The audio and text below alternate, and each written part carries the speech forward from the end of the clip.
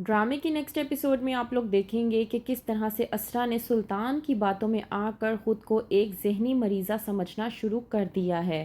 اسرا اب ہر کسی کو اپنے منہ سے کہنا شروع ہو چکی ہے کہ میں پاگل ہوتی جا رہی ہوں، مجھے علاج کی ضرورت ہے۔ سلطان بالکل ٹھیک کہتے ہیں کہ میرا دماغ کام نہیں کرتا، میرا ذہنی توازن خراب ہوتا جا رہا ہے اور اس کا مطلب یہ ہے کہ مجھے ڈاکٹر کی ضرورت ہے۔ وہیں پر جب سرور کو معلوم ہوتا ہے شایان کے ذریعے کہ اسرا کے ساتھ کچھ گڑبڑی ہے، تو سرور اپنی بیوی علیزہ سے کہتا ہے کہ وہ جا کر اسرا سے بات کرے اور اس پر نظر رکھنے کی کوشش کرے اور یہ جاننے کی کوشش کرے کہ اس کے ساتھ کیا گڑبڑی ہے۔ کرتی ہے علیزہ سلطان کو فون اور سلطان سے بات کرنے کی کوشش کرتی ہے کہ آخر کار اسرا کے ساتھ کیا مسئلہ ہے۔ اس بات پر سلطان کہتا ہے علیزہ سے کہ میں اسرا سے ایک بار نہیں بلکہ کئی بار پوچھ چکا ہوں، وہ مجھے کسی بھی قسم کا کوئی بھی جواب نہیں دیتی۔ اب ایسا کریں آپ ہی اس سے پوچھ لیں، شاید ہو سکتا ہے کہ وہ آپ کو کوئی جواب دے دے، تو بہتر یہ ہوگا کہ ہمیں بھی معلوم ہو جائے گا کہ اس کے دماغ میں آخر کار کیا چل رہا ہے۔ علیزہ جس سے یہ چیز برداشت نہیں ہوتی، وہ اسرا کو کہتی ہے کہ وہ اس کے ساتھ شاپنگ پر چلے۔ شاپنگ پر لے کر جانے کے بہانے وہ اسرا سے بات کرنے کی کوشش کرتی ہے۔ جب لے کر جاتی ہے وہ کسی بوتیک میں اسرا کو، تو وہاں پر اسرا اپنا سیل فون بھول جاتی ہے۔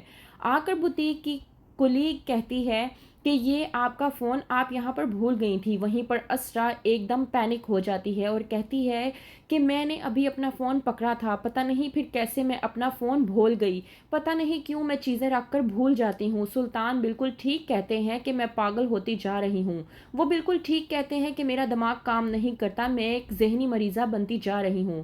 سلطان مجھے بالکل ٹھیک کہتے ہیں کہ مجھے ڈاکٹر کی ضرورت ہے۔ جب علیزہ اسرا کے منہ سے یہ تمام تر باتیں سنتی ہے اور جب یہ سنتی ہے کہ اسرا صرف ایک ہی بات بار بار کہہ رہی ہے کہ اسے ڈاکٹر کی ضرورت ہے، سلطان نے ایسا کہا، سلطان نے ویسا کہا، تو علیزہ بھی پریشان ہو کر رہ جاتی ہے۔ اسے کچھ سمجھ نہیں آتی تو وہ اسرا کو اپنے ساتھ گھر لے جاتی ہے، یہ سوچ کر کہ اسرا کو 2-4 دن کا سکون ملے گا تو شاید اس کی طبیعت میں تھوڑی بہتری ہو۔ لے کر جاتی ہے اسرا کو وہ اپنے ساتھ۔ شایان وہاں پر ایک باکس لا کر اسرا کو پکڑاتا ہے، لیکن اسرا جس کا ذہنی توازن اس حد تک سلطان نے بگاڑ رکھا ہے، وہ اس باکس کو دیکھ کر ڈر جاتی ہے۔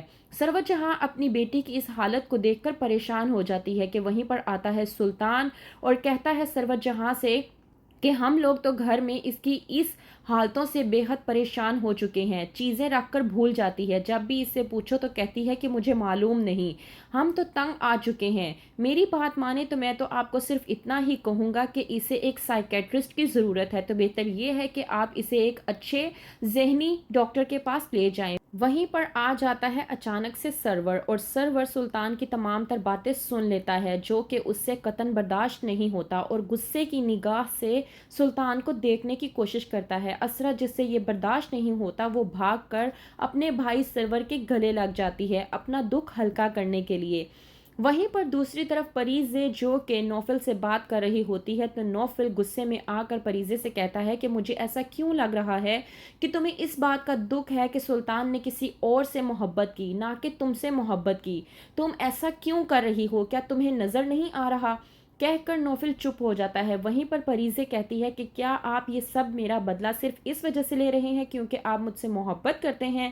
نوفل بھڑک اٹھتا ہے اور کہتا ہے کہ ہاں، ظاہر سی بات ہے، میں آپ سے محبت کرتا ہوں، جو کہ آپ کو بالکل بھی نظر نہیں آ رہا۔ تو کیا کرے گی پریزے؟ کیا نوفل کی محبت کو ایکسیپٹ کر لے گی؟ اور دوسری طرف سرور سلطان کی بات کو مان کر کیا اسرا کو پاگل سمجھنے لگے گا؟ کیا ہوگا آگے جاننے کے لیے دیکھتے رہیے ڈرامہ سیریل شدت۔